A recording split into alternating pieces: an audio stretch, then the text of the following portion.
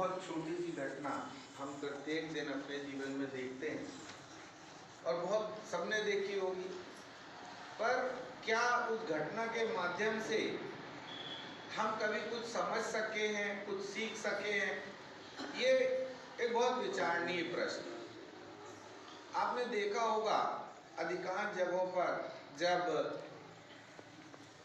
जो लोग कुछ करतब दिखाते होते हैं चौगड्डों के ऊपर या चौराहों पे या तिराहों पे, तो वहां पे आपने देखा होगा कि एक ढोल बजाने वाला अलग होता है और एक रस्सी पे चलने वाला अलग होता है। तो क्या ढोल बजाने वाला रस्सी पे चल सकता है? नहीं चल सकता। ढोल बजाने वाला रस्सी पे नहीं चलता। ढोल बजाने वाला अलग होता है और चलने वाला अलग होता है। बस यही मूल सूत्र है। हमारा जीवन किसके ढोल बजाने पे चल रहा है? हमने उस नियंता की ध्वनि को सुनने का प्रयास ही नहीं किया। हमारा जीवन जिसके ढोल बजाने के ऊपर थिरक रहा है, नाच रहा है, हमने उसको अनुभव ही नहीं किया। हम उसे अनुभव करना ही नहीं चाहते। और जहां हमारे हाथ सत्ता आती है, हम स्वयं डायरेक्टर बनना चाहते हैं उस चीज के, कि सब कुछ हमारी मर्जी से होना चाहिए। परिवार हो, समाज हो, कार्यस्थल हो, कहीं भी हो, हम सब कुछ अपने हिसाब से चलाना चाहते। तुम ये भूल जाते हो कि तुम तो खुद किसी की मर्जी से चल रहे हो।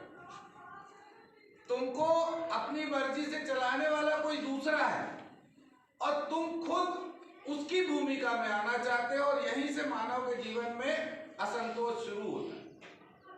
तो हमको नियंता नहीं बनना है, हमको स्थिति प्रज्ञ बनना है। भगवान श्री कृष्ण ने अर्जुन से कहा है कि स्थिति प्रज्ञ बनो। कोई भी घटना जो मानव के जीवन में हो रही है, उससे अपने आप को इतना मत जोड़ लो कि आपका अस्तित्व ही खत्म हो जाए। आपको अपने अस्तित्व को बनाए रखना है। आपको क्या बनना है? तो आपको बनना है किसी भी घटना का साक्षी। कोई भी घटना आपके जीवन में आपके सामने हो रही है तो उसको साक्षी के भाव से देखना है। आपको उससे कम जुड़ने का प्रयास करना। अगर आप उससे अधिक जुड़ गए तो निश्चित रूप से आपके जीवन में असंतोष उत्पन्न होगा, क्योंकि सब कुछ आपके सोचे अनुसार नहीं हो। मनुष्य कर्म करता है और भगवान लीला करता है। क्यों? क्योंकि मनुष्य जो भी कर्म करता है उसके पीछे उसका खुद का कोई ना कोई स्वार्थ निश्चित रूप से जुड़ा होता है, और वो स्वार्थ हमेशा इस ओर होता है कि मेरा ये हो जाए, मेरा अच्छा हो जाए, मेरा ये अच्छा हो जाए, मेरा ये अच्छा हो जाए। पर परिणाम हमेशा विपरीत आता है। आता क्यों है? क्योंकि करने वाला और आपसे करवाने वाला तो कोई दूसरा है ना। इस चीज को आप समझने ही नहीं चाहते। आप अपने अहम में भूले रहते हो कि मैं कर रहा हूं, मैं कर रहा हूं, और ये करवाने वाला आपसे कोई दूसरा है। तो पहले इस चीज को आपको समझ लेना पड़ेगा। दूसरी बात, भगवान जो भी लीला करते हैं उसमें उनका कोई भी स्वार्थ नहीं। भगवान जो भी करते हैं उसके पीछे उनका प्रयास होता है मानव मात्र का कल्याण। और आज तक भगवान ने जितनी भी लीलाएं की हैं, सभी की सभी मानव कल्याण से जुड़ी हुई लीलाएं हैं, जिसमें भगवान का अपना कोई भी स्वार्थ नहीं। तो मनुष्य को भगवान के पास जाने की दिशा में क्या करना पड़ेगा? तो हमको छोटे छोटे ऐसे कार्यक्रमों की श्रृंखला शुरू करनी पड़ेगी अपने जीवन में, जिसमें हमारा स्वार्थ जुड़ा हुआ ना। और जिस दिन हम ऐसा कर पाने में सफल होंगे, हम धीरे धीरे भगवान की ओर जाना शुरू हो जाएंगे। क्योंकि जब तक हमारा स्वार्थ जुड़ेगा, हम भगवान की ओर जा नहीं पाएंगे।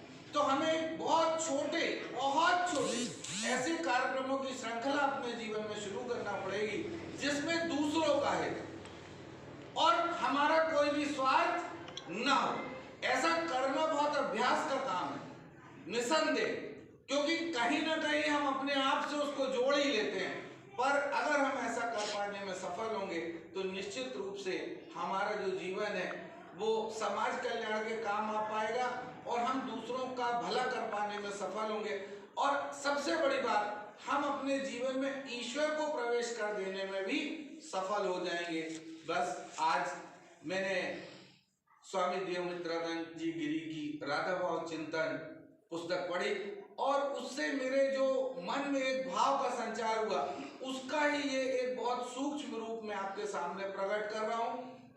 दीदी की आज्ञा से मैंने स्वामी जी के का जो साहित्य है उसका अध्ययन और चिंतन शुरू किया है और प्रत्येक रविवार में आपके सामने कुछ थोड़े बहुत ऐसे विचार जो इतनी महान विभूति से उपजे हैं वो आप तक रखने का प्रयास करूंगा।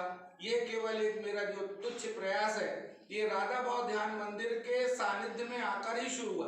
मैं आपको ये बताना चाहता, आज तक मैंने कभी कुछ नहीं लिखा, मगर स्वामी जी की पुस्तक पढ़ने के बाद मेरे मन में भावना पैदा हुई कि नहीं, इस चीज को, ये जो अद्भुत ज्ञान उनकी पुस्तकों में छिपा पड़ा है राधा भाव चिंतन का, इससे पूरे समाज को परिचित कराना है और पूरे समाज तक इसे पहुंचाना है। आप लोगों ने मुझे इतने धैर्यपूर्वक सुना, इसके लिए बहुत बहुत धन्यवाद।